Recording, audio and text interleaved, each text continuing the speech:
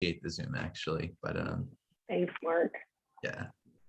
Mark did Mark work, but Max keeps coming anyway, so I'm not sure I'm doing anybody any favors by doing it. But well, today it was fine because I was working from home today, so I didn't have to catch a train. So it was ended up being okay. So we're still waiting for Blanche.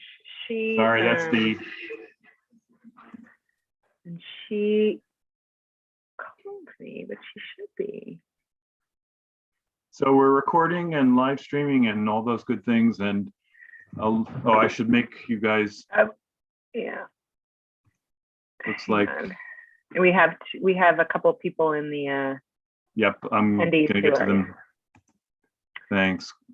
Perfect. And now I'll make you guys co-hosts, so you don't have to rely on my finding this out. Okay, there's one, and there's Blanche, and you don't.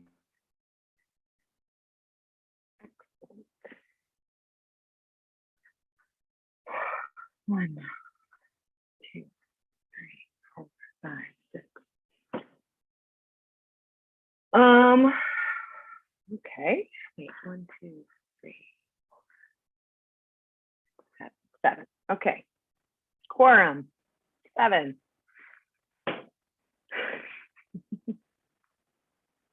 Excellent. So, I think Blanche, hi, can you hear us?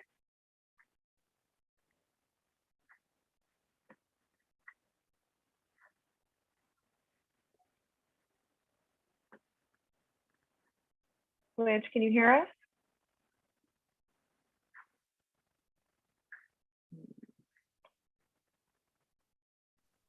She's muted. She is muted. I just asked her to unmute. Blanche, you're muted. Can you unmute yourself?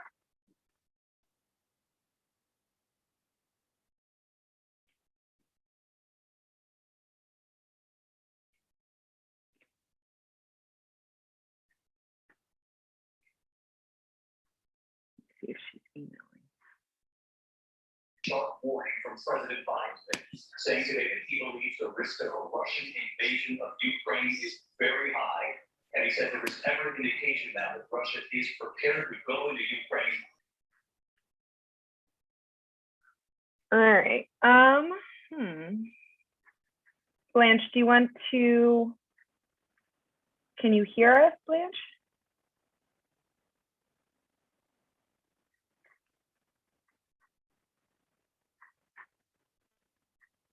No.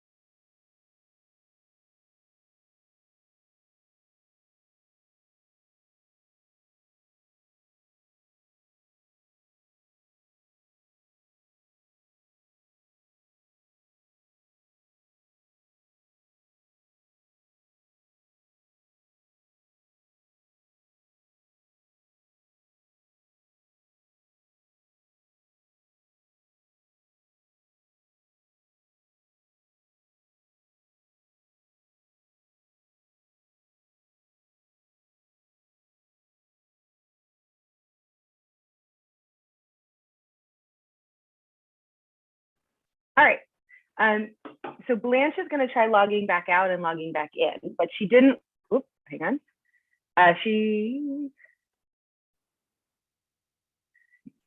Can you guys all hear me now?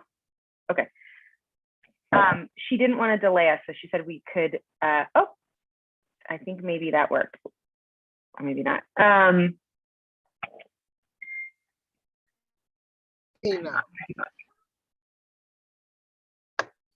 Okay, but there she is. All right. the good old fashioned turn the computer off and turn it back on again. It never fails. Hi, Blanche, and now we have Seema too. Great. Blanche, can you hear us now? Okay. So we'll get going, and then hopefully we'll get Blanche. Can you hear me? We can hear you. You can hear me? Mm-hmm. Okay, because I am unmuted. Okay. So, Perfect. okay, we have a quorum, We do have a quorum. and we have our main event, who is Betty. We Betty, do. hello to you. And you want us to get started, or yeah? Yeah. Okay. Let me just start off and Blanche, I'm sorry to interrupt, but I think Roberta's here for the quick. no. So- I spoke with Beverly early, and we agreed that we won't hold up Betty. We will put Betty on, and since Bev was going to do our district needs portion, she would do it after our guest. Okay? Beverly and I had that conversation. Way ahead of me as always. I apologize. Go ahead. No, that's all right. But you can't know everything, although you come pretty close to it. Okay. Betty, are you there, and can you hear me? Yes, I'm here and I can hear you. Good. Hi. I had no idea what you looked like. You are lovely. Welcome. Thank you. We don't usually have this much of a problem. I do, but rest of us don't.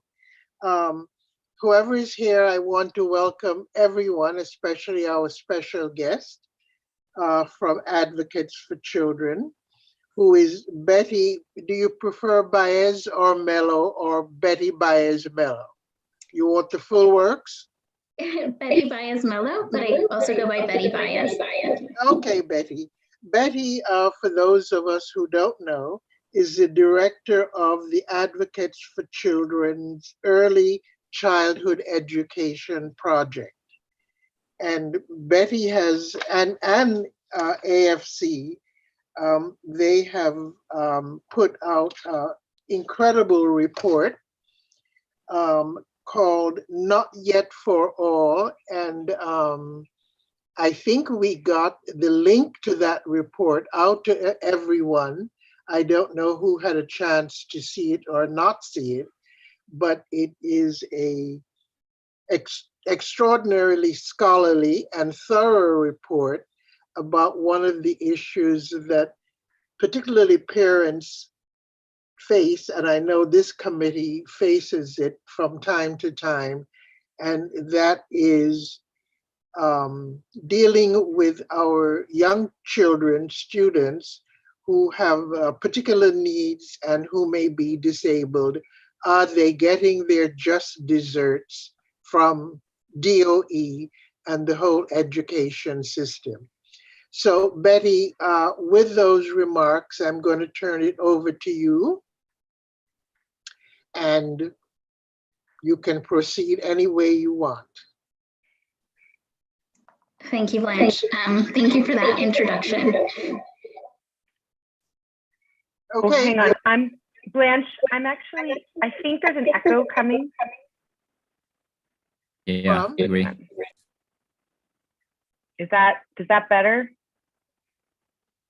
Can you hear Okay. it now? I can. Okay. All right. Let's keep going. Great. And thank you for the introduction and for sharing the report with all of your members. Hang on. Hey, Blanche, the echo is coming from your camera, so I'm just muting you for right now and unmute when you're ready to speak. But the echo is coming from your camera. I know. I don't know what it is, but I'm just muting you for right now and then unmute when you want to speak. Okay, Betty, sorry. We're just full of technical difficulties tonight. I apologize. No worries. Very relatable. And I experience them all the time. So I'm just glad it's not on my end. As Blanche said, I'm with Advocates for Children of New York, and one of the primary things that we do is that we work directly with families and provide them assistance, particularly in navigating the early childhood education system for families of children with disabilities, which can include early intervention, preschool special education, and the transition to kindergarten. So a lot of this report, although the focus of the report is analyzing data that we received from the Department of Education for the 2019-2020 school year, a lot of what we found, we already knew from our work with families. And that's that, unfortunately, children with disabilities are being underserved by the city's 3K and pre-K for all programs. And with that, as the city keeps pushing towards more universal 3K and pre-K for all, really messaging that these programs will not be truly universal unless and until they can meet the needs of all preschool students, including students with disabilities. So as a little bit of background, so I don't know all of your experience, but children ages 3 and 4 with a disability have a legal right to special education services. In New York City, the Department of Education runs the preschool special education program that provides services to children. These services should be provided in the least restrictive environment, which for some children means they may receive services in the home, they may receive services in a child care or daycare center, including 3K and pre-K for all if they're enrolled in those programs. Or for children with more significant needs, it may mean that they are in a specialized program, again, contracted by the DOE, by the Department of Education, where they have a special education teacher. It's a smaller classroom ratio, and it's staff that really specializes in working with children with significant needs.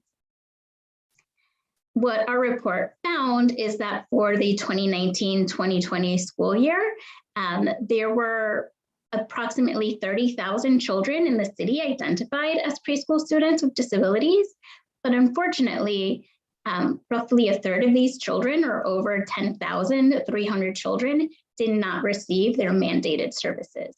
And that was true across different settings and across different types of recommendations. So it included children with less significant needs who could receive, for example, therapies like speech therapy, occupational therapy in their 3K and pre-K classroom.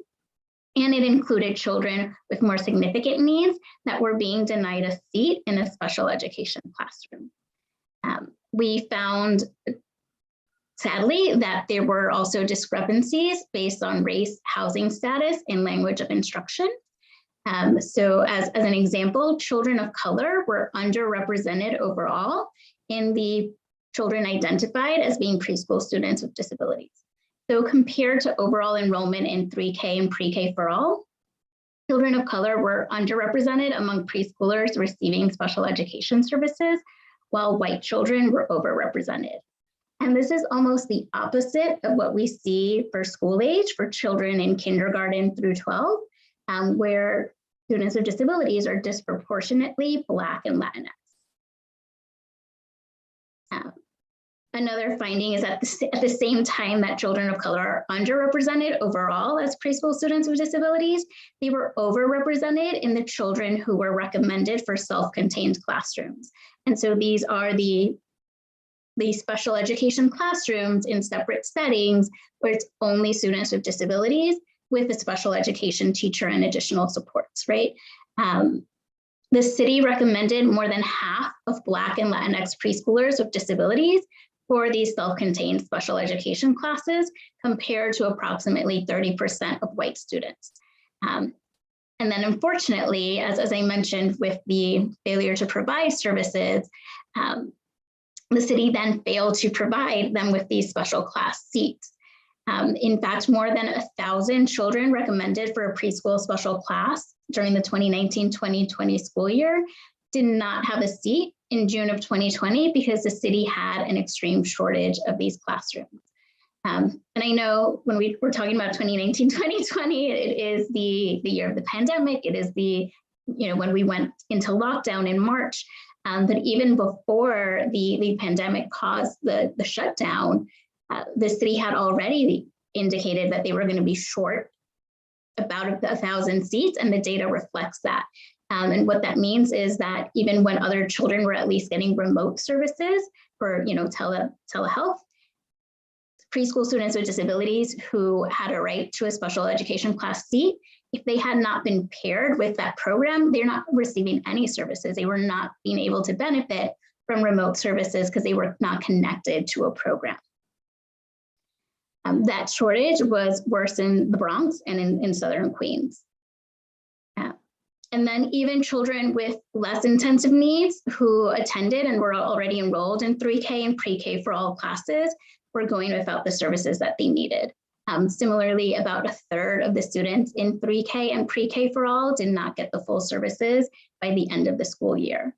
So what that means is that there may have been a 3-year-old in a 3K classroom who wasn't receiving speech therapy to help them articulate, right? To help them pronounce different words. It could have been a 4-year-old in a pre-K program who wasn't receiving occupational therapy to better grasp a pencil or crayon and start writing their name. And really highlighting from these examples that these interventions at an early age can have tremendous impact, because the first 5 years of a child's life is time of huge brain development and growth. And so really valuable to receive these interventions earlier on. And by receiving them earlier on, we'll need potentially less services or less intensive services going forward. And so our recommendations and I'll pause for questions, but our recommendations to the city really focus on ensuring that these children who have a right to these services receive them in a timely manner. So when we're talking about children with significant developmental delays and disabilities, we've been advocating for years that the city really needs to address the shortage of these special education classrooms. One of the ways of doing that is the way these program operates is, for the most part, they're run by community-based organizations that contract with the Department of Education. And these CBOs are really struggling right now. Their teachers and staff make significantly less than DOE teachers and staff, including general education programs that contract with the DOE for 3K and pre-K for all. Those programs, those other CBOs for general education, 3K and pre-K for all, received salary parity or an agreement for salary parity 2 years ago, where the DOE agreed that they would pay those teachers on par with DOE district school teachers. Unfortunately, the preschool special education programs and teachers were left out of that agreement. So now there's some of the lowest paid staff in the city, despite serving some of the most vulnerable students. So if the city is really planning on addressing this shortage by partnering with CBOs, and that has been the intention that they've put forward, they're offering a contract enhancement to bring these programs under 3K and pre-K for all. It needs to come with that increased salary, because programs are not going to be able to recruit and retain teachers who can make so much more elsewhere. And so we've already seen that. We've seen that this school year, where there are special class programs without a teacher in the classroom, relying on a substitute, relying on the director to come in. And so see that as very important, as a critical next step to expand salary parity to include these teachers and staff at the programs, but also supporting preschool students with disabilities across all settings. So for children in 3K and pre-K for all, the law gives them a right to be in the least restrictive environment, and we want to see them in an inclusive setting. That said, the DOE needs to make sure that they have providers to receive services where they are, so that they are getting their speech therapy, their physical therapy, or even a special education teacher, see it, who can work with them one-on-one for part of the day or in a small group to ensure that they can stay in that more inclusive environment and that they don't have to go into a self-contained class or a more restrictive setting. Also focus our recommendations on ensuring that preschoolers receive timely evaluations, addressing the racial disparities based on language. It's very challenging for families to secure evaluations if they speak a language other than English in their home, because there are very few evaluation agencies with that capacity. need the DOE to bolster the support for families to help them navigate this process. The process for evaluations and securing services for students with disabilities is very parent-driven in preschool. So a parent will make a referral, then they're mailed an evaluation packet, and the parent has to contact the agencies and schedule these appointments. And there are a lot of different drop-off points along the way that have disparate impacts on more vulnerable communities. And finally, that, as the city is thinking about expanding childcare, as 3K continues to grow, as we're looking to expand infant and toddler childcare, and with that focus really also on education still, that the city has a plan for how they're going to support students with disabilities so that these children are not an afterthought, but that any new program really takes students with disabilities into consideration. So I know that was a lot that I put forward. Hopefully it was a good summary of what our report covers. I'll leave it to you if I should answer questions or. That was great. I know I have a lot of questions. Betty also knows this because I sent her approximately 25 going into this question. So I want to make one comment and one overarching question, and then we'll go to committee members, and I'll circle back because I've got so many. My first thing that I want to flag for people, and I say this as a mom who has tried to navigate the system, and I will just vouch for the fact that it is astonishingly difficult to navigate the system. And I say this as someone who has every resource available, and it was very, very difficult. And that was several years ago. I can't even imagine during the pandemic. One thing that stood out to me, and I want to flag it per the rest of our conversation, is in your report, it said that the DOE's report considered a student to be receiving services in full compliance with their IEP if they met one time with a service provider by year's end. So that being the standard, all of that data you just said, I just want to make sure people understand that being in full compliance was one meeting, which is not very much. So I just wanted to put that frame on what you just said. It makes it even more horrifying to me as a parent and a citizen.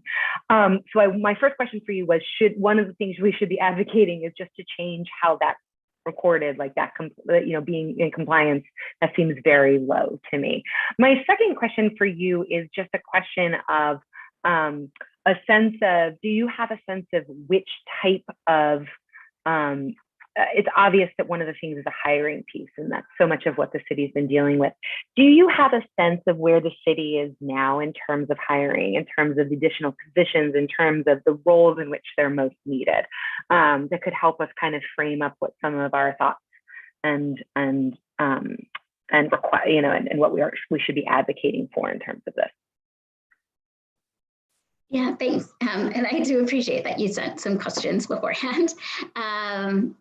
As far as the data, one of our recommendations is around that. Part of the reason that the data shows that a child the DOE was in full compliance or that a child received services has to do with how the DOE is collecting the data currently, where, for example, if there's a date of first attend and it shows that a provider has been assigned to work with a student, it looks like that is in compliance. And so we are asking the DOE is currently under the process of developing a new data management system for children from K to 12 and asking that preschool be incorporated into that system because they're not currently included. They're currently separate, or there's one for school age and then a more complex series of different management tools that the DOE uses for preschool. And so are really calling on them to have preschool incorporated into this more comprehensive and unified data tracking system that'll give us a better understanding of what services children are receiving, but also more importantly, so the DOE and parents can actively track in real time which children are not receiving services right now. So they're not relying on something that says a child, was paired with an agency or had a provider, but aren't capturing that those services ended for whatever reason, and that someone needs to now find a new provider to work with that student. And so parents are aware because, there are many families who send their child to a program are relying on the fact that their child will receive those services in a program. And, we hear from families that a physical therapist went on maternity leave and there was nobody brought in for the time being to work with the child. And, so even if someone comes back, there was that gap and families may not even be aware of it. So that goes a bit towards the data piece. I think we got the best data or we got accurate data, but there were deficiencies in how it's collected. And so are calling for the DOE to improve or incorporate preschool into that system. But luckily, the data will have to keep being reported yearly because that came through a local law that was passed by City Council a couple of years ago. So it can only improve, we hope. In terms of the hiring process, the DOE did announce the initiatives for this year did include hiring several professionals to assist with the help make programs more inclusive, including some inclusion specialists that will work with 3K and pre-K for all programs to help them better support preschool students with disabilities within their programs so that children don't have to go into those more intensive settings potentially. Unfortunately, I can't say really what the update is on that. It is one of their initiatives for this school year. There was funding in the budget. My understanding is that there is a hiring freeze right now that is impacting the DOE's ability to fill some of those positions. But, I think there may be the possibility to have staff already at the DOE or with training to better support programs and directors already working with these children. Luckily, with respect to the initiatives of hiring more people at the Committee on Preschool Special Education Offices or Committee of Special Education, the CSCs and the CPSCs, our understanding is that they were able to get ahead of that hiring freeze and did fill a lot of those positions.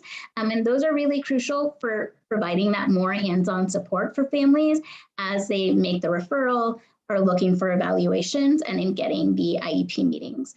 Sometimes that first step or those first steps can take several months, and those delays are really limiting the amount of time that children have to benefit from preschool services. So really hoping that increase in staff means more support for families, more follow-up. So if a family makes a request for a referral, ensuring that the packet for the evaluation agencies was sent, following up to see, did we receive any evaluations? Where in the process is this family?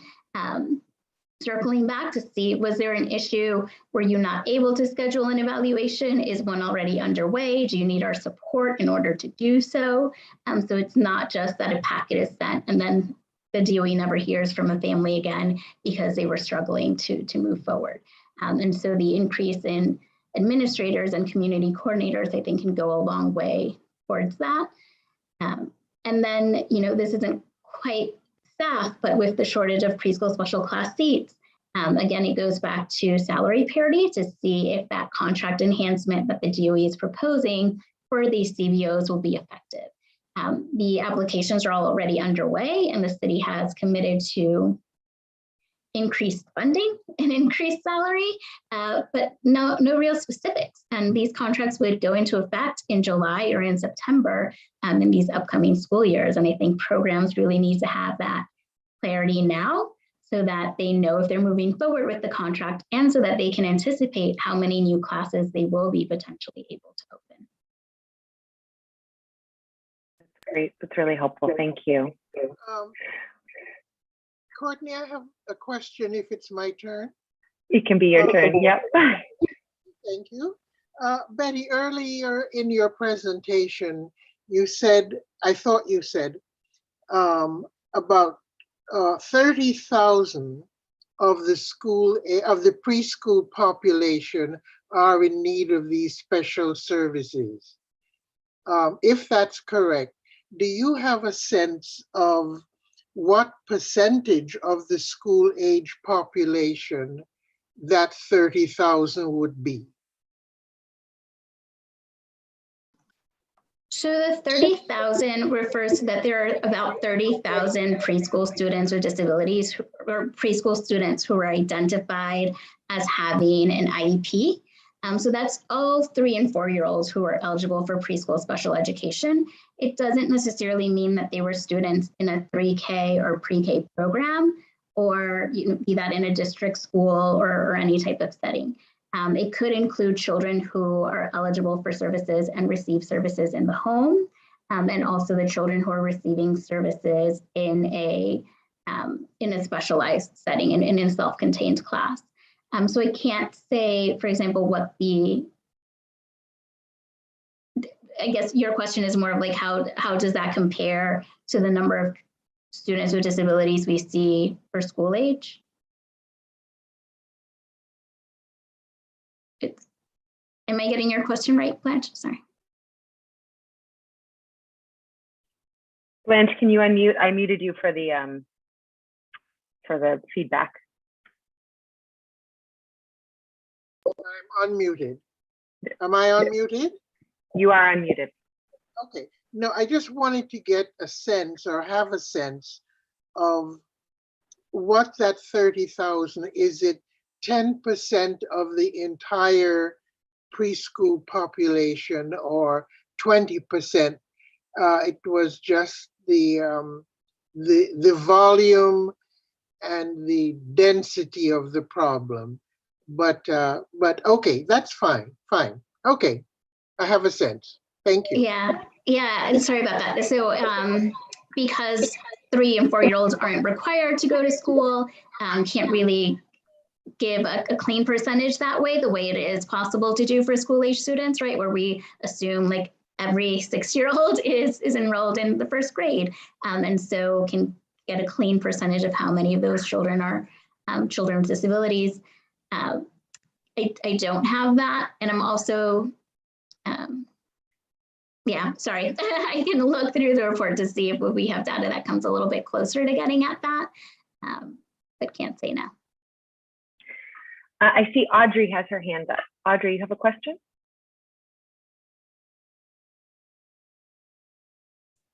Yes, I know that if students are not given their proper services, the parents can go to the impartial hearing office and ask for the services to be provided, or for an outside vendor to be paid to provide the services. But I'm wondering if there are legal liabilities for school systems' failure to comply with the law. Yeah, I mean, it's definitely a compliance issue with the IDEA, with the Individuals with Disabilities Education Act, right? These children have a legal right to services. They are being denied the services. It's something that individual families, as you said, can pursue remedies through an impartial hearing process. With regards, there's potential that there could also be a class action. For example, all the families of children with disabilities who have a right to a special class seat and aren't receiving one, that could be potential class action brought against the city and even the state of New York for failure to provide children with their mandated program and service recommendation. The compliance is something that the state Board of Education or Department of Education also oversees the city, and they do have I can't think of what the acronym stands for, but a plan in place to make sure that the city is in compliance. And preschool special education is one of those areas where they want to see a combination of things. One is to have less students recommended for a self-contained class. New York City right now has, is recommending significantly more children for those self-contained classrooms than the rest of state and national, different cities on the national level. And so looking to see that us decrease those recommendations and also ensure that children receive timely services. So those are kind of some different legal remedies or avenues or areas where we can push the DOE to become in compliance. Thank you. Yeah, thank you. Mark is the next hand up. Thanks so much, and thank you for your presentation. Like Courtney, zillions of, whenever you have this much detail in a great report, of course, it prompts a lot more questions. So I'm going to try to focus my few seconds here on where CB7 can enter the equation. And essentially that's going to be our role as advocates for the budget, and to a lesser extent in other aspects of compliance, but really the budget is where we enter the equation with any kind of credibility. And so a couple of questions. You've made a very compelling case both in the written materials and in what you mentioned already about salary parity. So that's one aspect of financial advocacy that we could put our name behind if our board agrees, and I'm hoping they will. And it parallels something we already do, which is, as you may know, nurses are paid through different salary tracks, and we as a board have tried to advocate for parity for them in public schools as well. So it'll be sort of a theme, and that'll work. With respect to the shortage of seats, and trying to look at that through the lens of a budget and our advocacy in the budget, I'm wondering if you can speak a little more about exactly what is the cause or causes of that shortage of seats. One of the parts, I was one of the folks who was advocating, or part of a team advocating for UPK like 12 years ago in a windowless conference room when no one was paying attention. And one of the things that eluded folks in the first go round was, seats require rooms, which requires floor space, which requires floor area in schools that don't have it. So they had to, that's one of the reasons why we ended up looking at CBOs and faith-based organizations and all kinds of other folks to cobble together the space we need. Is the shortage of seats a literal shortage of floor area to hold these programs? Is it that we don't have enough money to hire enough teachers? Is it that there aren't enough qualified teachers from whom to draw the salaries and the staffing that we need? Or is it just funding overall for the whole blessed thing? Where would be the most effective ways, other than salary parity, to try to maintain, to get the seats we need? And then if I'm understanding your report correctly, that they need to be maintained in a sustainable way so that we don't bounce back and forth between compliance and non-compliance, which with young children is, one could argue, worse than no compliance at all. I hope that's a clear question. I've been babbling too much. Thank you. Yeah, no, very clear. Thanks. And thanks for looking for areas where you can push forward our recommendations. With respect to the shortage of preschool special class seats, we see the recommendation for salary parity as really linked to that shortage and as the main way that the city can address the need. The same way that the city has partnered with CBOs for 3K and pre-K for all, the city has historically partnered with CBOs for these preschool special class programs, which predate 3K and pre-K for all, right? Because under the IDA, children have had a right to these seats for years. And so there are established CBOs that run these programs for the most part. So CBOs for preschool special education contract with the city, but they're also authorized to provide services by the state. And so their rates are set by the state. And there have been challenges, or the state has not sufficiently funded the program for several years. And so that has contributed to some financial challenges that has caused a lot of these programs to close their doors because it's no longer sustainable for them to offer the preschool services. Although it is authorized by the city obviously also has a responsibility to serve students in New York City. And we're glad that the DOE has basically agreed that there is an avenue or a way for them to supplement the state rates through a contract enhancement. And so, as I said, the contract enhancement would bring the preschool special education programs run by community-based organizations under 3K and pre-K for all. So it would be under that kind of umbrella of early childhood education by the DOE and not seen as this kind of separate group of programs. In doing so, there are several kind of benefits and challenges. One is that the programs will have to adhere to the 6-hour, 20-minute school day. They currently have a 5-hour school day for the specialized programs. And so they will have to adjust to come in line with 3K and pre-K for all, in exchange would have access to some of the DOE social workers and coaching and resources that they have available for all of their 3K and pre-K for all programs. Those things are great, but in order to have the contract enhancement be successful, it really needs to address the salary for teachers and staff at these programs, because right now they're making significantly less than their peers, right? Than teachers at 3K and pre-K in district schools in other CBOs. And so it isn't really a logistics-based question. It is more of the salary question. We're losing special education teachers, or CBOs are losing special education teachers to general education classrooms because they can make more in a 3K pre-K class. If they're able to offer the same salary, I think they can, get those teachers back, or at least recruit new teachers so that they can open the additional classrooms that are needed. Thanks. So if I could just follow up, it's actually a two-step advocacy for us. One would be to bring them under the UPK 3K umbrella, and then to advocate for the contract enhancement so that there is this parity. So it's two steps to get parity. Do I have that right? Well, the contract enhancement has already been released. The programs are, so that part has been established. It's that through this enhancement, the city needs to agree to salary parity, right? Like that needs to be part of what the DOE is offering for the programs that join and come under 3K and pre-K for all.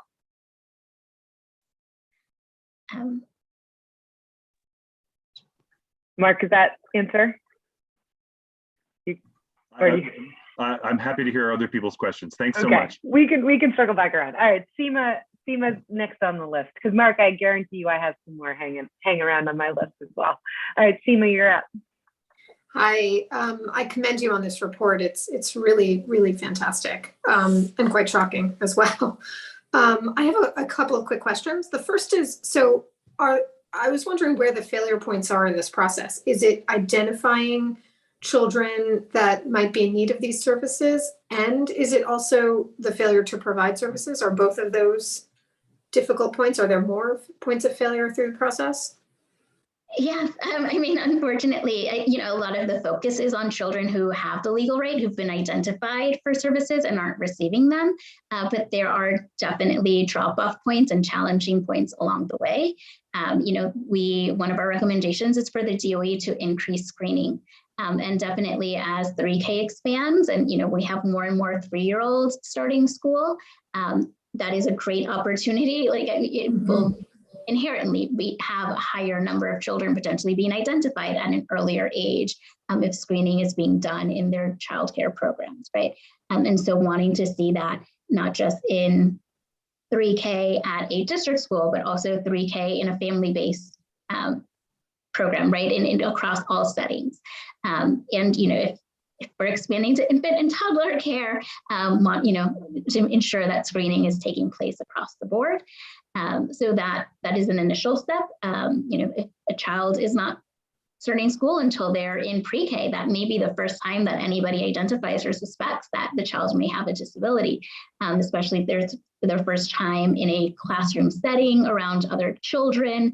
It's very hard for an individual parent to, especially if it's a first-time parent, to compare one child to the next or have an understanding. Or there are disabilities that become more apparent in larger groups.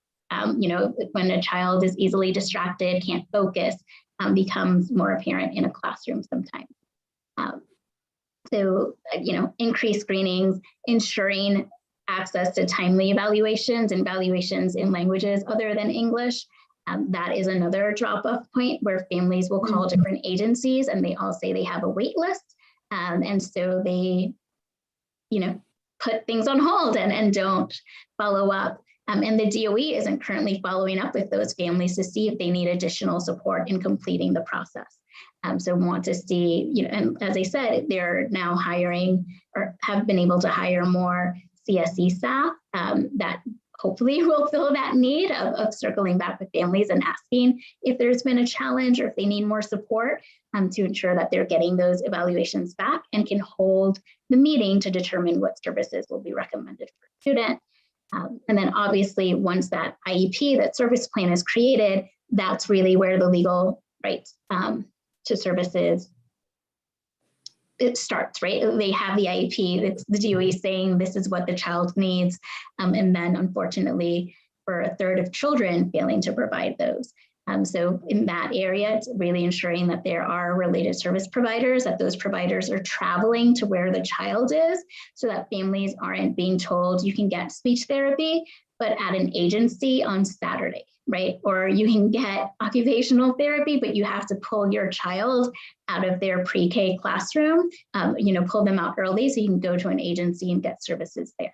They should be provided, services should be provided in what's called the least restrictive environment, and it's where the child is, right? So if the child's in a childcare setting, should be receiving services there. And of course, children who have a right to a special class seat should be getting that special class seat right away. And it's one follow-up question. In terms of, you've highlighted some stark geographic differences.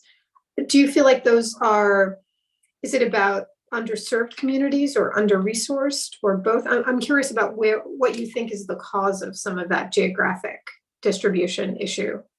Yeah, I mean, the geographic disparities were not just even included areas of underservice, but what we were surprised by is that it also showed that there were very different recommendations being made depending on where a child lived. And so there were certain districts where the SEEIT was recommended much more, which is a special education teacher going to work with a child or a small group of children, which generally means that they can remain in a more inclusive setting because the child's just getting this additional support in their classroom for part of the day. Whereas other areas were much more likely to recommend a special class and less likely to recommend a SEEIT. So one of the things we're calling for is for more uniformity. And part of that may mean just, more training, creating a standardized operation procedurals manual.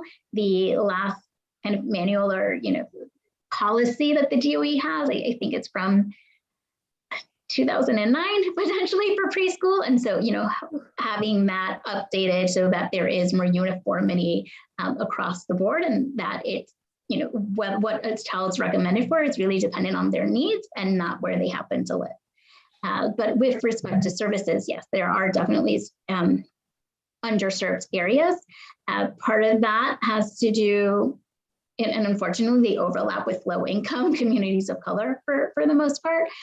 So, for example, we for years, the South Bronx we've known as it is a very challenging area to get providers to travel to work with children there, be that in a child's home if they have a right to that, or even in some of the 3K and pre-K CBOs or other programs. So, the providers, one of the things we're looking for is telling the DOE, if you need to provide incentives for providers to go there, or, have contracts that really mean you've agreed to serve children across the city. This is an area in the city. And so really following up to ensure that children are getting services where they are. Thank you. Bev is next.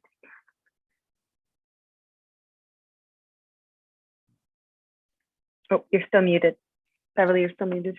There. Again, let me just say that the report itself is stunning for its complexity, its understanding of how difficult and complex this issue really is, and how historically it's taken a long time to begin to integrate the pre-K, 3K initiatives that are rather recent with this pre-existing program that had its own bureaucracy, its own history, its own failures going way back. I do want to ask a little bit about taking this upstream a little bit. Special ed teachers generally at the Department of Education have been a shortage area forever. And bilingual special ed teachers are even harder to find. They're basically sought after, and there are very, very few of them as compared to the need.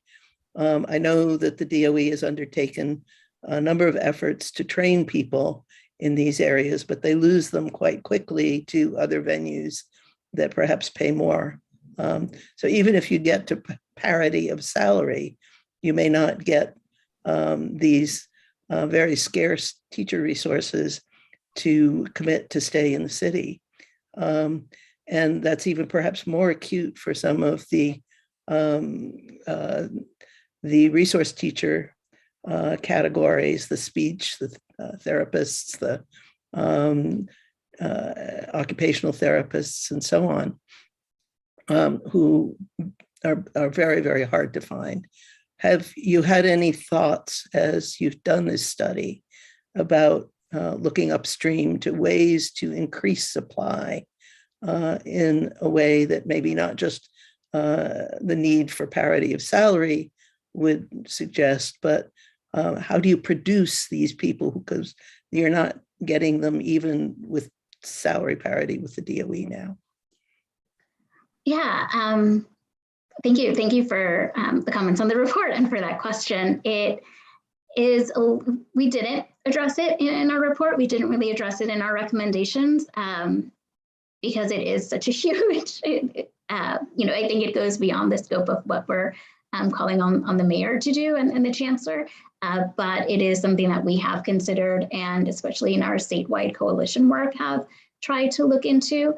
So, different ways for getting people with experience in the classroom, so teachers or staff who have been working but aren't certified, to help get them that certification, that qualification to be a teacher or to become a special education teacher. Different incentives that can be in place, different scholarships or loans or reimbursement, or changes in timeline to help get that experienced and qualified staff in place. So it is something that a lot of early childhood advocates are thinking about. It's something that we have been having conversations with our partners on, but wasn't a focus on the report or a recommendation.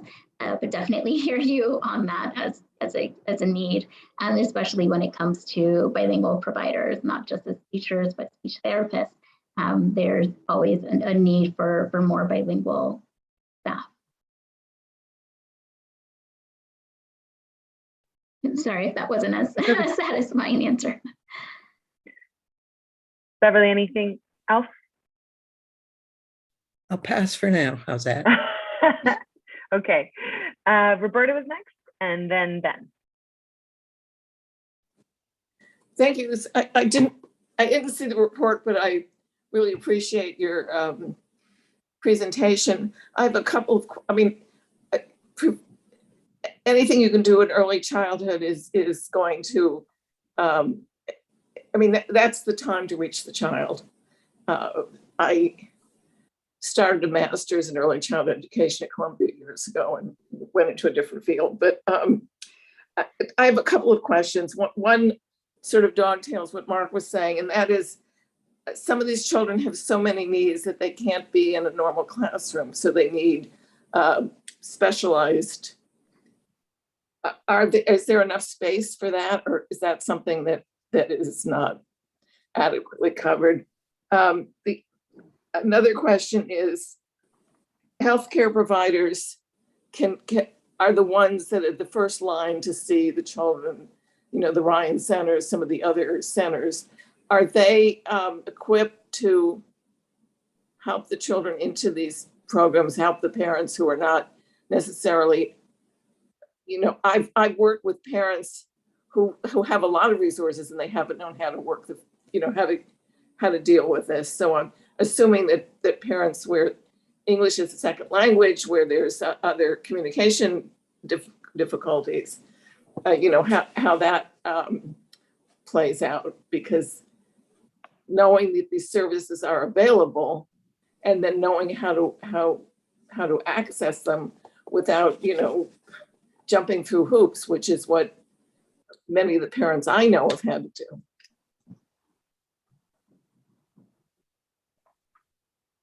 Yeah, thanks, Roberta. And it also sounds like you're that population that Bev was talking about that we needed to keep and recruit so that they can become qualified teachers or experienced teachers.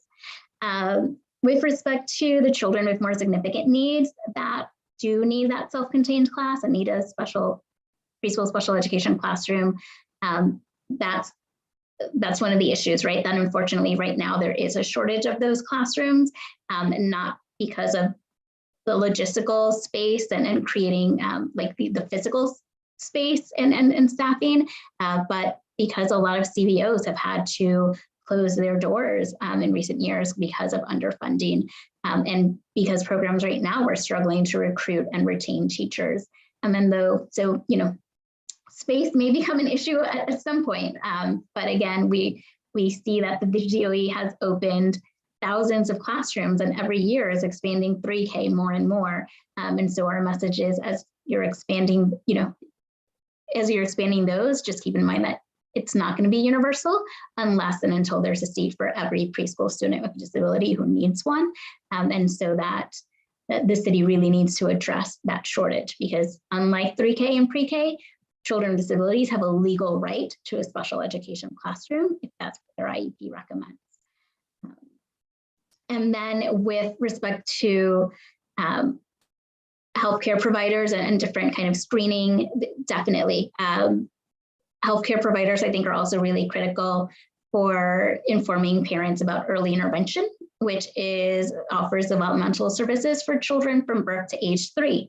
And so especially early on in a child's life, you know, with all the welfare visits and everything else, childcare, definitely a great opportunity to have more and more pediatricians do screening and help refer. And I think if children are identified at that point and within the early intervention program, can usually or should be able to smoothly transition to preschool special education if needed, or to better support those staff in understanding the process for both early intervention and preschool special education.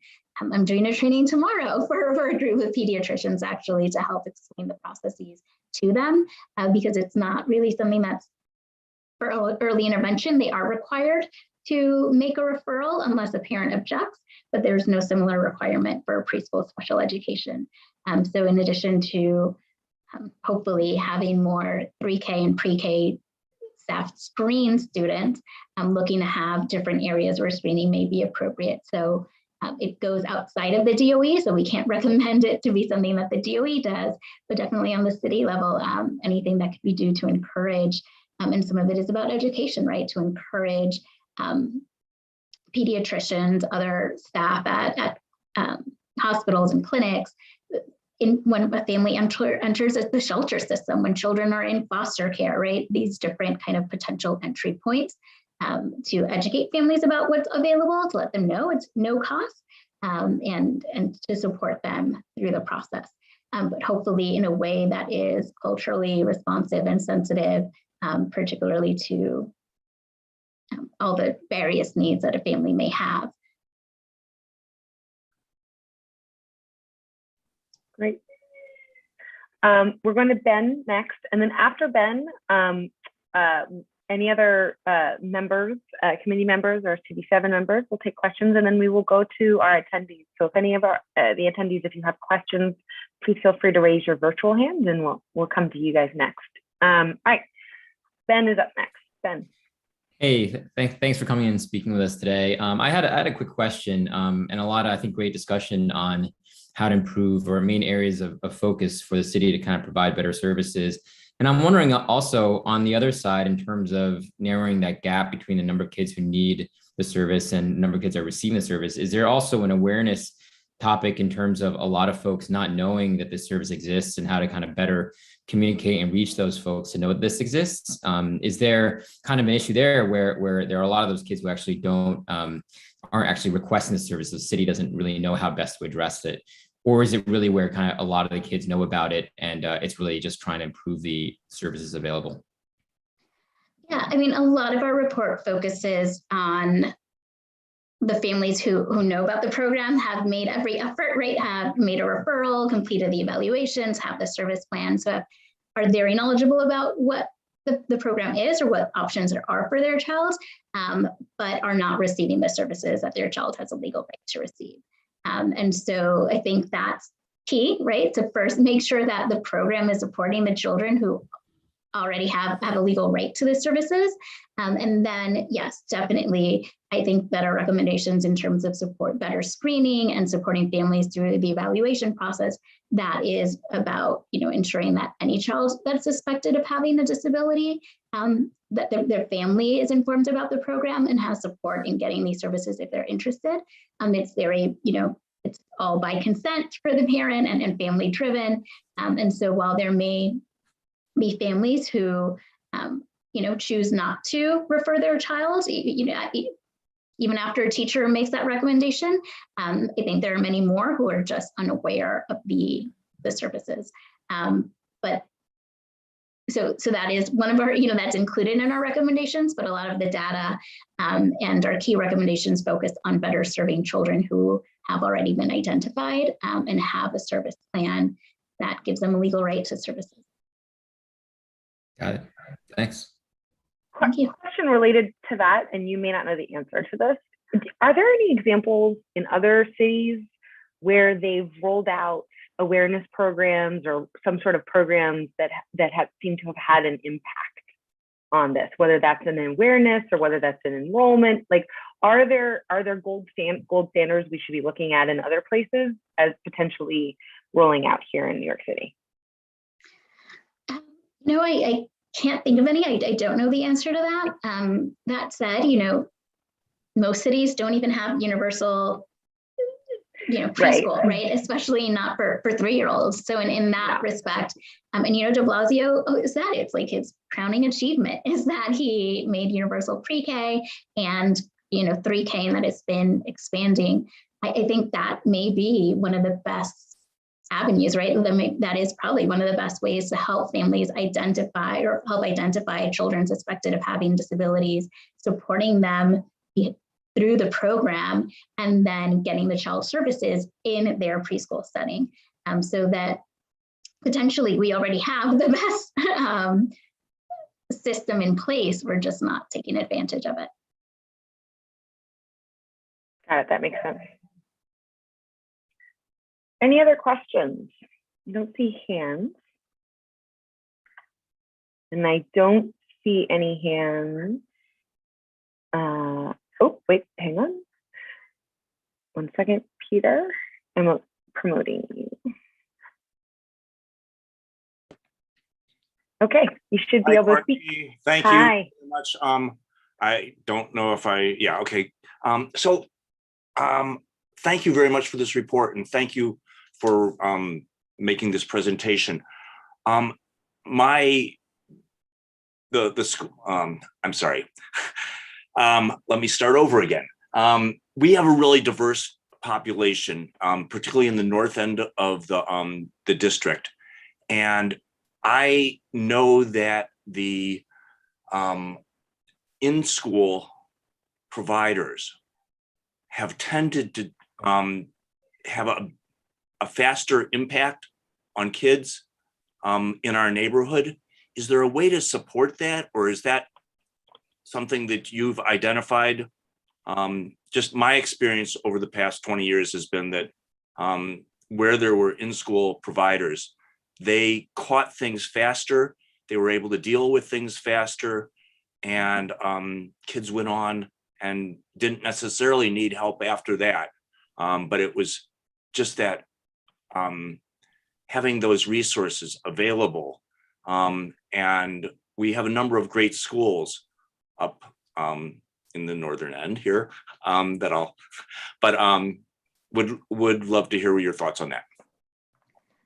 Yeah, I think you're spot on, Peter. A lot of our recommendations focus on serving preschool students with disabilities, ensuring that they're getting their services in their existing placement, right? So if a child is attending 3K and pre-K and have an IEP recommending speech therapy, physical therapy, SEAT services, that those services be provided in their program so that the family doesn't have to take the child out to go to an agency or that the child isn't getting services after school, but that it's incorporated into their program.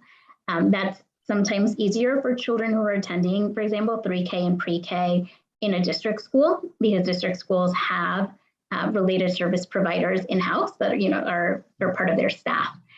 For community-based organizations, they are less likely, or typically don't, and also for pre-K centers, they're less likely to have in-house providers.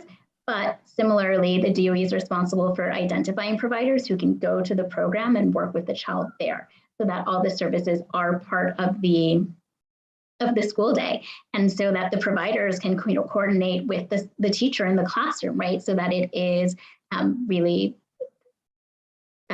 integrated into the child's curriculum, into their school day, and that the child will be able to better receive services, especially some therapies that are, for some children have a recommendation of speech therapy in a group of two or three, right? So that part of that therapy includes having the child communicate with their peers.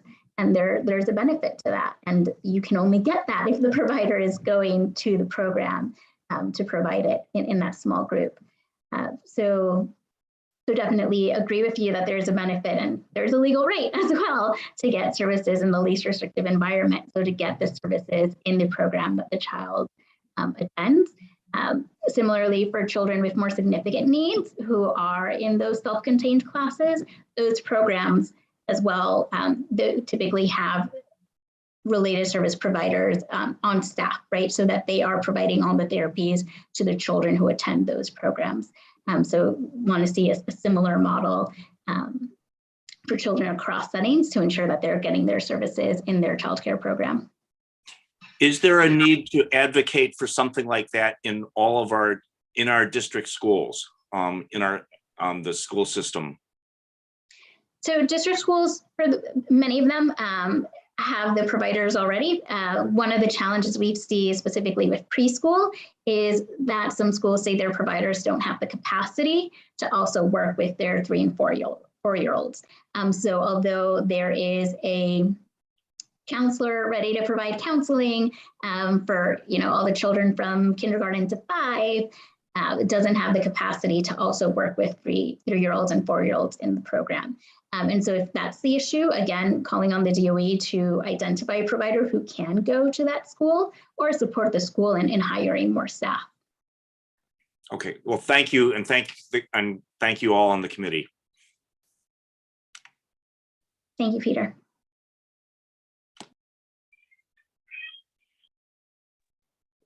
Okay, I don't see any other hands. Blanche, do you have any other last thoughts or questions?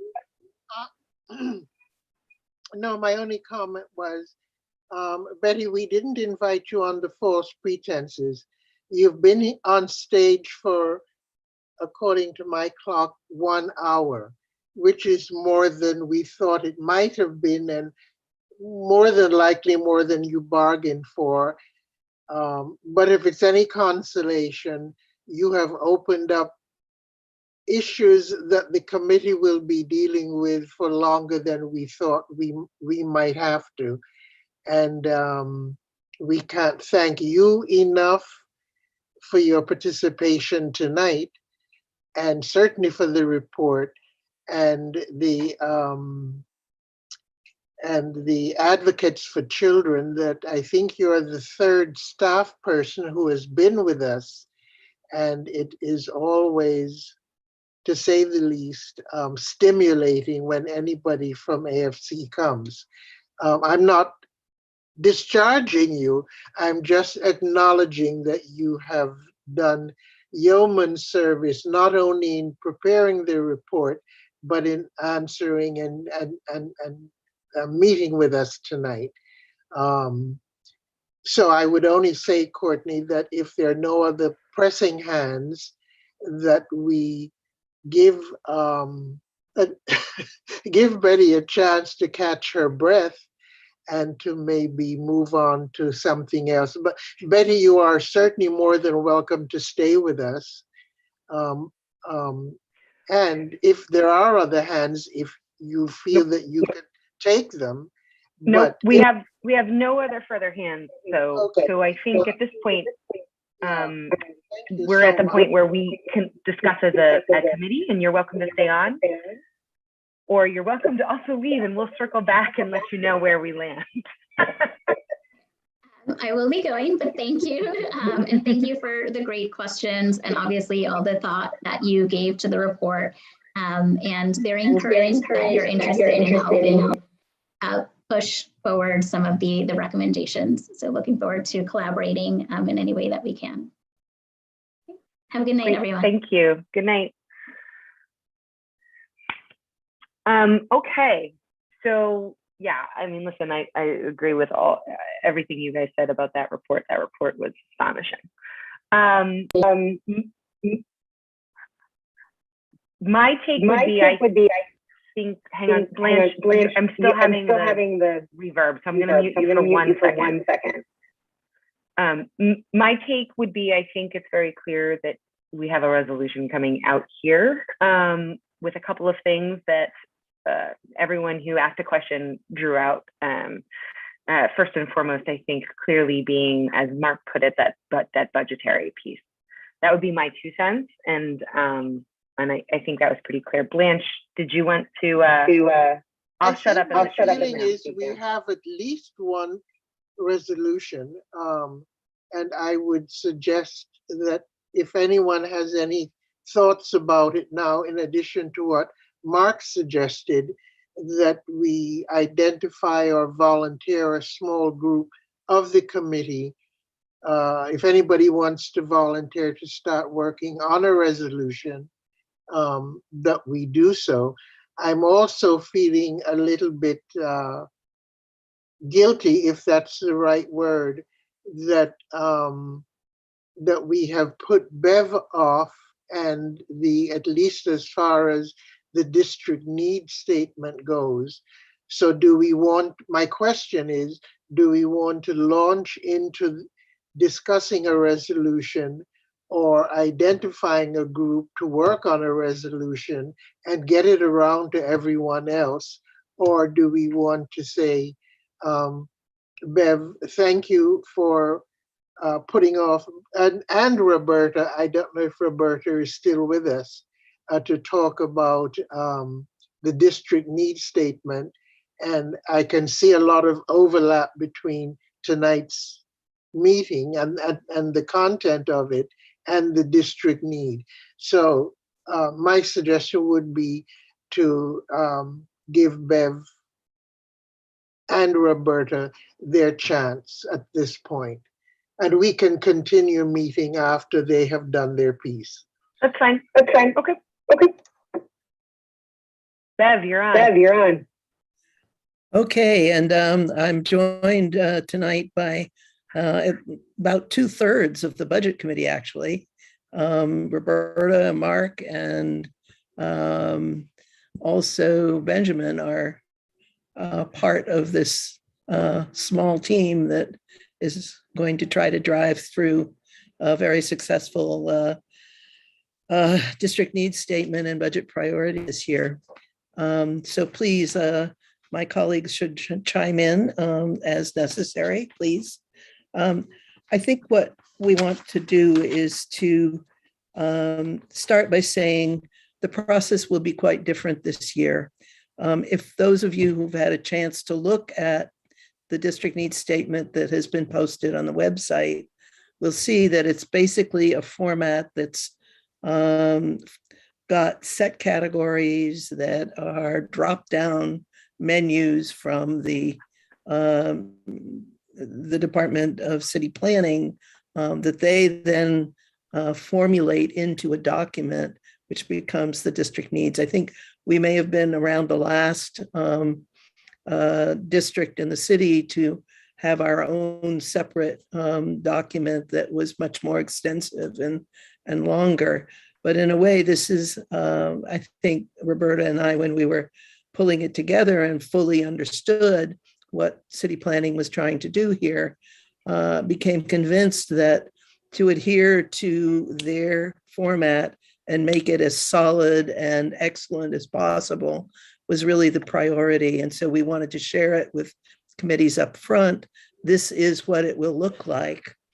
And here are the categories that are relevant to you as a committee, which is why I then passed around essentially the extracts for those of you who didn't want to plunge into the entire district needs statement.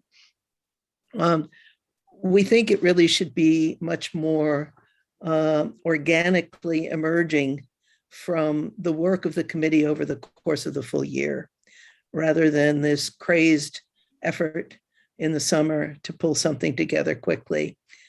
And that the very important topics that we deal with on a monthly basis, as tonight, actually yield input into this document that we will be able to utilize. And we should capture those in the context of thinking about what our district needs are going to be in education and in libraries and youth. So just to go through the document that Roberta shared with all of you a little bit more, we felt it was positive to have limited the district to roughly 20 expense budget needs and roughly 20 capital budget needs. It allowed for much more focus in terms of what we really think is important.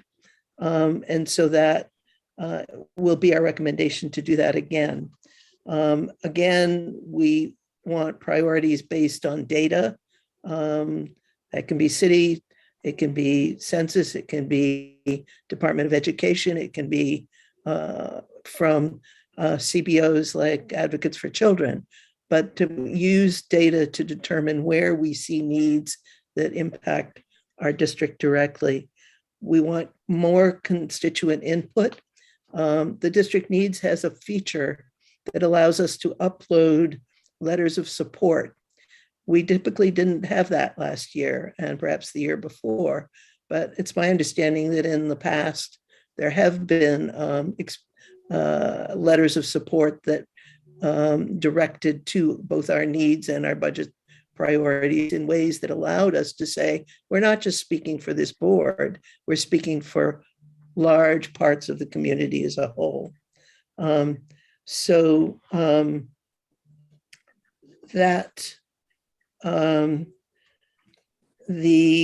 we want to look at quick question on that. Yeah. From whom do the letters come? Where?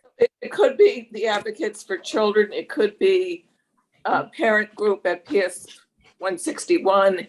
It could be a librarian at a branch of the library. It could be God of Riverside asking for something.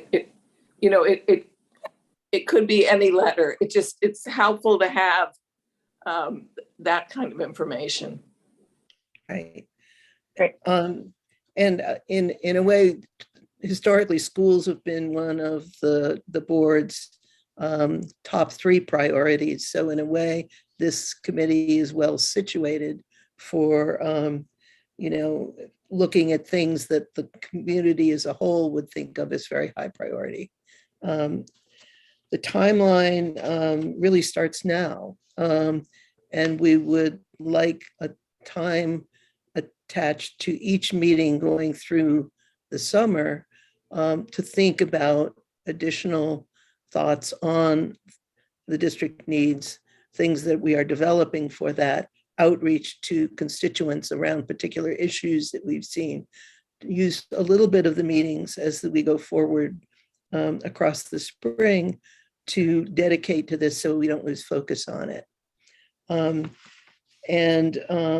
By June, we would hope that you complete any meetings you want to have with stakeholders and begin to draft the district needs based on last year's, because it doesn't have to be the same subject matter, but please note the categories in which the needs fell, and also note the length that we submitted for each one, which are typically shorter than historically this board has produced for the district needs.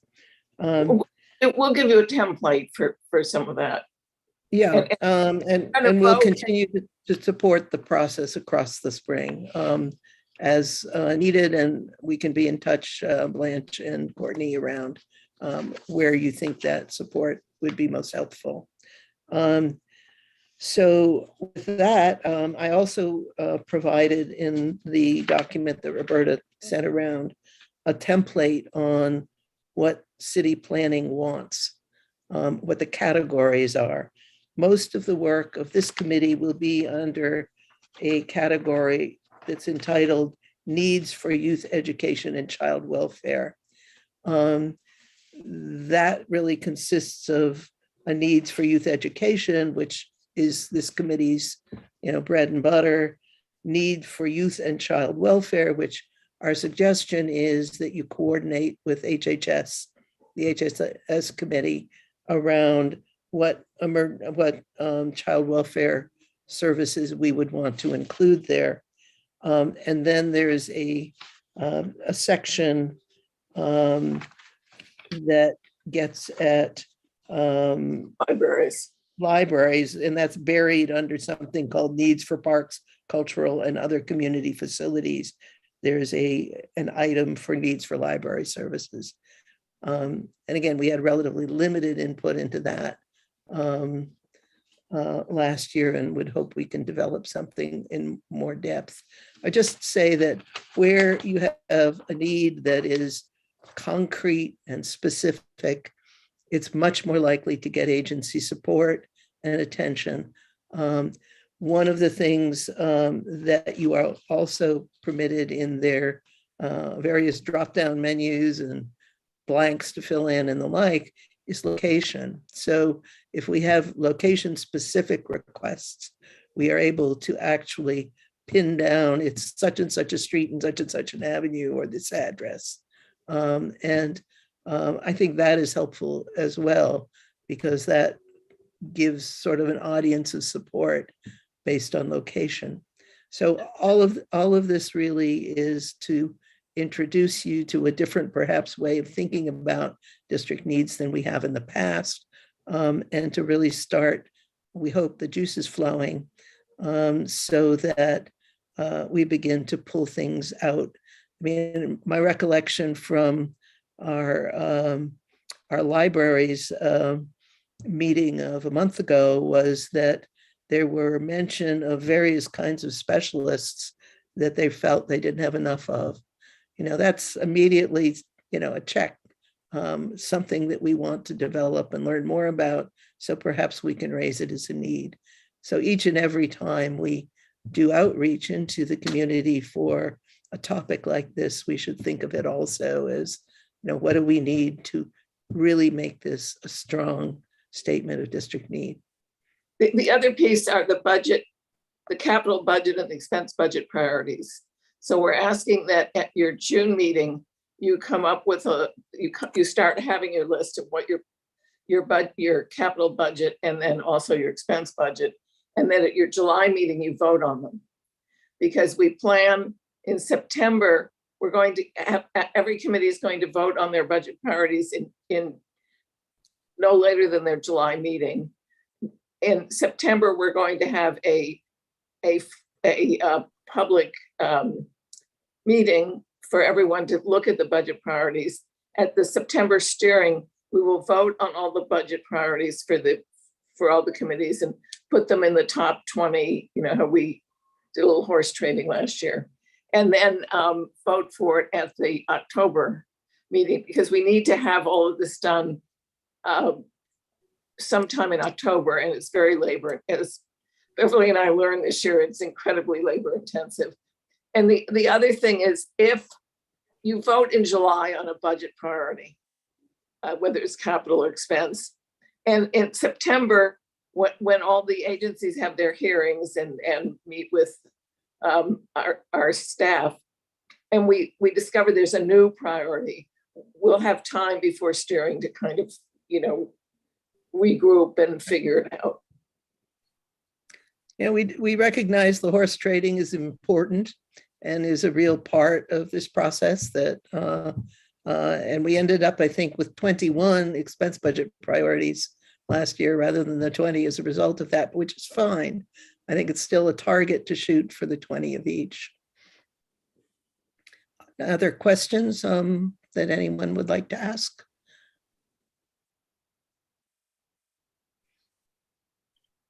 I have one question. Does that mean, it sounds to me like what would be helpful is literally having them written in this format and presented as such, Yeah. rather than the translation period that you guys did last year. Right. Is that? That's true. What we don't Got it. we don't want one big report. What we want is you figure out the need is, I'm going to do something that doesn't have anything to do with YEL because it'd just be easier. You know, there's a playground at 105th Street that's crummy, and you really want that playground. You just write about that playground, why the 3 schools that are nearby need to use the playground. You get the letters of support, and you get who's funding it, why it's not funded, and that would go into the report. Yeah, I mean, and I want to stress that a district need does not have to be money, right? Some of the things that we included based on some of the wonderful writing that the different committees did last year were more information, more consultation with community about specific items, better data collection, Right. all sorts of other things that are needs can be expressed in that. And the budget stuff belongs there, but it's also can be sort of a little bit separate. So I want for us to think more out of the box in terms of what we genuinely think our community needs are. So to go back to the playground model, we know there are 3,000 children in the area, and they're not using the playground because it's filled with rats and it's disgusting.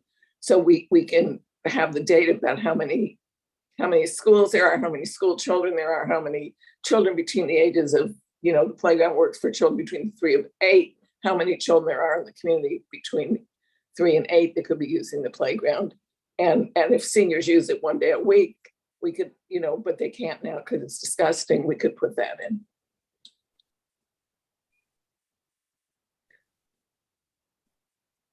Okay. Okay. From the committee, Mark, was there anything you wanted to add, Mark or Ben, from the budget committee you wanted to add to what's expected of us, of the committee in that process? Or I would be gilding the lily. okay, fine. Ben? I think that was very well expressed. Fine. We have many gilded lilies around. Okay. And Bev, is there anything else you wanted to say? No, except I will be in touch about next month and what would be the best way that your consensus is to move this forward. Okay.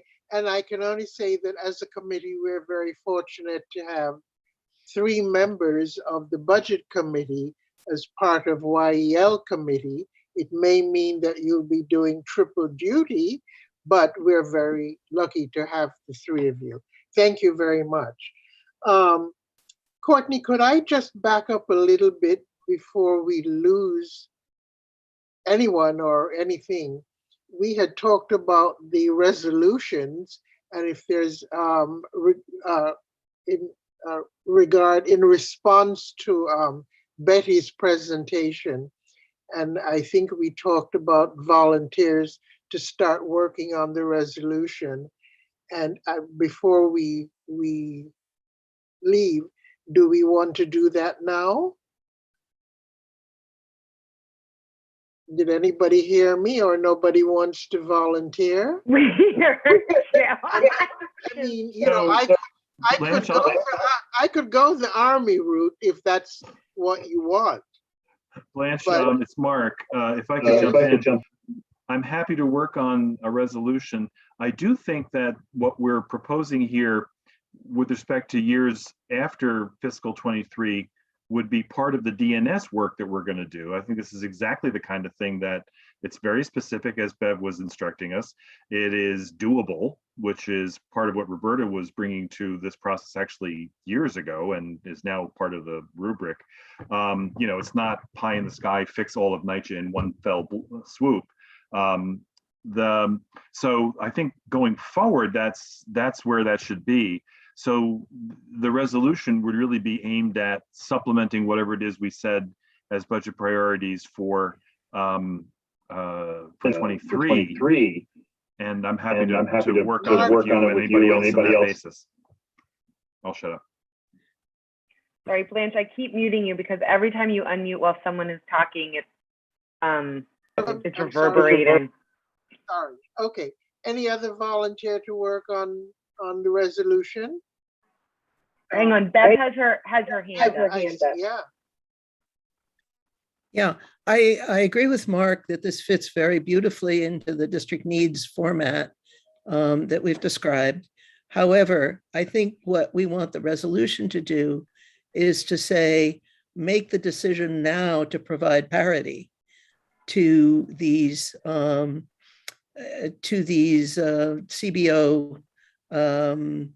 employed teachers so that this program can get off the ground. And I think that's not something we should wait for. We can underscore it in the district needs, but I do think there's an immediacy to this that should happen in the new administration for the next school year, if not this one.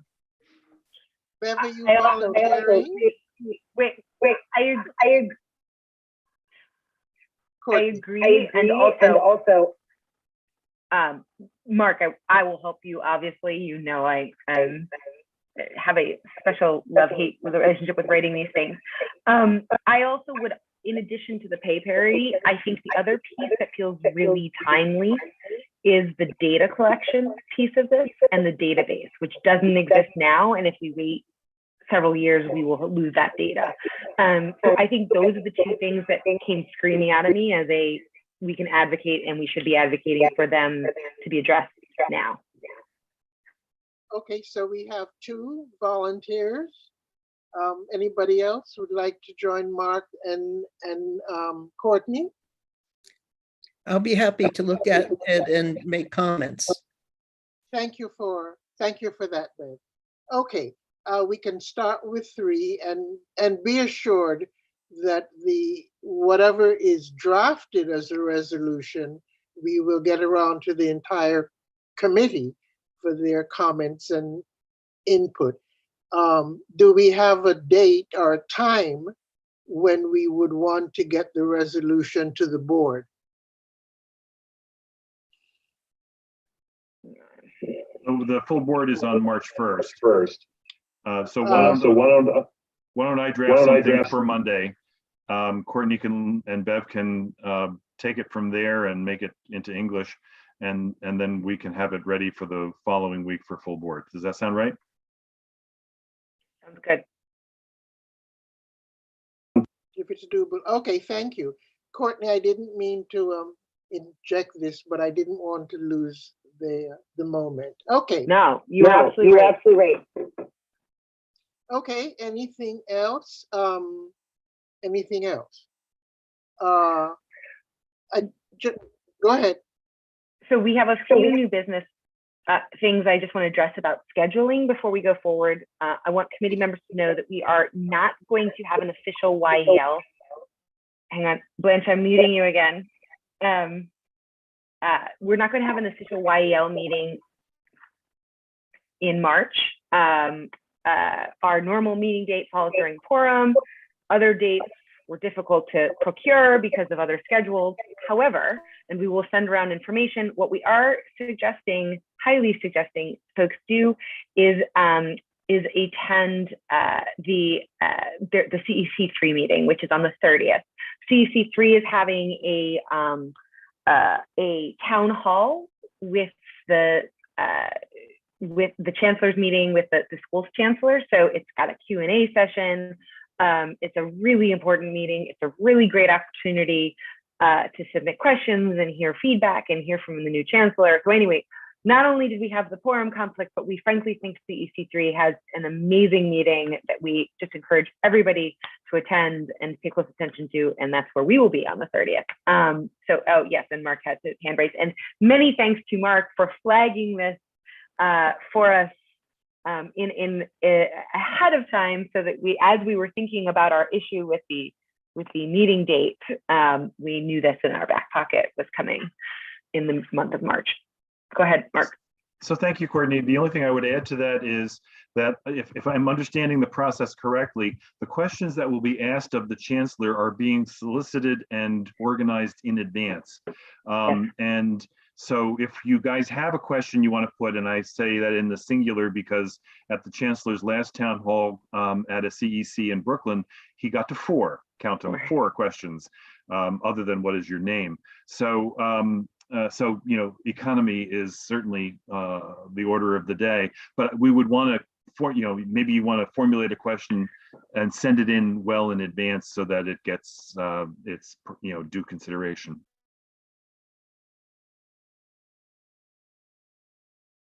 Ira. Oh, you're muted. I was just Sorry. asking to. I would like to say 2 things, because 3 things which I haven't said anything. One is we went through the whole process that the first part of this meeting was about with our oldest child, and I didn't want to get into the weeds there because I was going to be too much about myself. But we had an experience with one of the specialties where we found out at the end that Board of Ed was actually, not the Board of Ed, the Department of Education had hired an outside agency to provide teachers, or I think it was OT or PT, I don't recall anymore. And the agency was actually just simply hiring people off of Craigslist and said that they will deal with your immigration status for you if you sign up with them, and experience was not necessary. And we found this out, and we were just, we were shocked. I mean, how can I put it? So anything we write is, I don't want to get too much into my own experience with the weeds, but everything was far worse, and we were far more invested in the process and engaged the 98% of the people there. So I would say whatever we come up with as a resolution would be not strongly worded enough.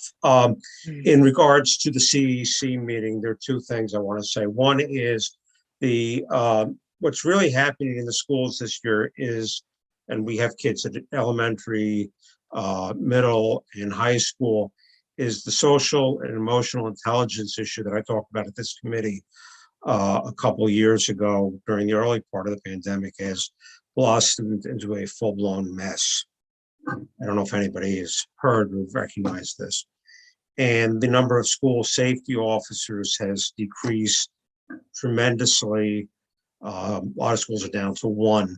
And now the chancellor is talking about severe cutbacks to whatever we do have as part of his new budget. So I think we're finding that a lot of the people in the school, even some of the APs and parent coordinators and whatnot, are filling those roles and not necessarily performing their designated roles. That's what's happening on the ground.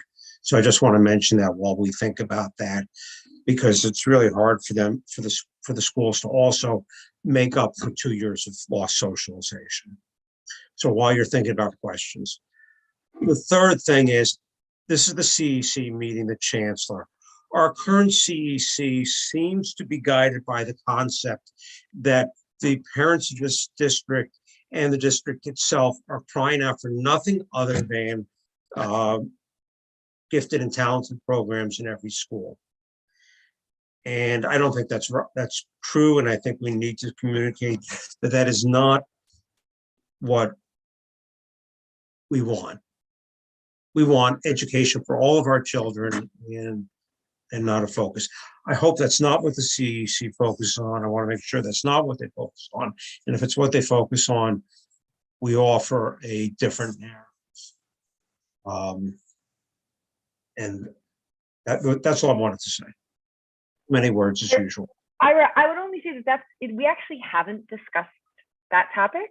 No, we as a haven't. committee. The CEC. No, is I obsessed understand, but with that you're topic. using the word we, and we actually haven't discussed the topic as a committee. So I just would want to clarify that we actually haven't talked about it as a committee. And so if people want to attend and ask a question, they would be doing so. But we actually don't have anything that we've agreed upon as a committee as a position on G&T. Okay, well, I just want to make that. I just want to be clear okay. about that. Okay, I understand, but I have to say, and I know Mark's has been on this committee, and I've been on this committee for many, many, many years, and I think it came up as a subject in maybe one meeting.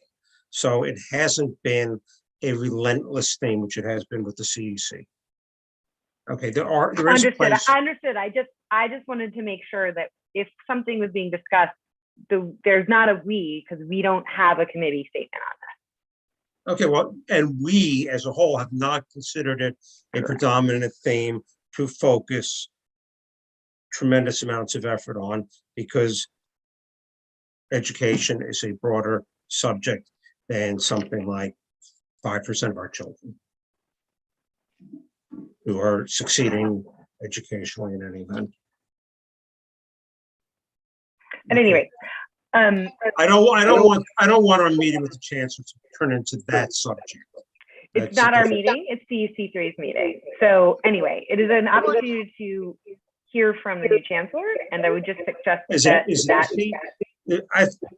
chancellor, I don't think, did they request the meeting, or is the chancellor coming and having a meeting? Sorry? I don't know. My understanding is that the chancellor is going to various CEC3 meetings. The chancellor routinely comes and has meetings with. Ira, my point is, we are not having a meeting in March because our meeting coincides with quorum. There is another meeting. It is on a topic, education. We suggest folks can go, but that's on you. That's a CEC3 meeting. That's all. And when we're speaking, we're not speaking as a we, because we don't have any statements on record as this committee on G&T. Right, but we were just talking about posing questions. So that's all I'm bringing up. Okay, Courtney, I started to ask Mark, who I think had suggested that questions be submitted in advance for the chancellor. And my question is, Mark, to whom should, if anyone in this audience of ours tonight has a question, to whom should it be sent so it can be related to the chancellor's office? So the answer to that question is, I'm going to mute you. I'm sorry. Okay. Okay. So the answer to that question is to the CEC. So I would send it to Karen Butler, which is kbutler10@cec3.org. And I would copy Lucas, who is the chair, the president, I guess they call him. So it's LLiu, so LLIU @cec3.org. I can't put it in the chat because we don't have chat.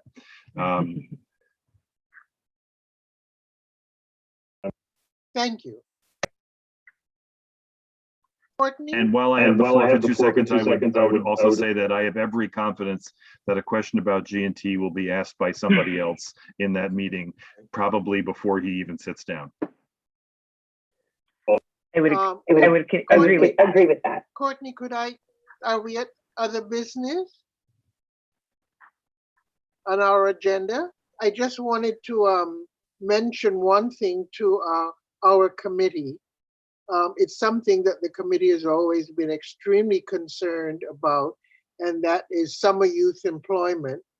And I think we have hopefully heard, read, whatever, that the mayor has committed to almost doubling the number of positions for our young people this summer. And I'm just saying hip, hip, hooray. And I just wanted to be sure everybody knew that, because it's always on everybody's mind, our collective mind. Thank you. I'll take my echo and leave. Agreed, and I think it was a DN. I'm positive it was in our DNS budget request. Bev, I'm pretty sure. Seema, yes. I just have a quick question about the chancellor's meeting. Is that an in-person meeting or is there some way to, no, it's a virtual. Virtual. I'll get the information and send around. And Mark, I expect I can probably confirm where to send questions as well. That would be great. Thank you. Yep. That's all that's on my list for this evening. Blanche, I think we're good. I think we're good. Okay. And thank you to one and all. I'm sorry, could I intervene for 1 second? If we're gonna write a resolution, we probably should take a vote. Yeah, that would be a good idea. Oh, this meeting. Okay, Mark, thank you for keeping us honest. Oh my goodness. Okay. All in favor of a resolution on the issues addressed this evening as discussed, most notably salary parity and data collection and database related to early childhood education for children with special needs and learning differences. All in favor? I can raise a digital hand. Okay, we've got 1, 2, 3, 4, 5, 6, 7. Blanche, are you in favor? You're muted. We've muted you, of course. Yes, I'm in favor. Great. And Audrey, are you in favor?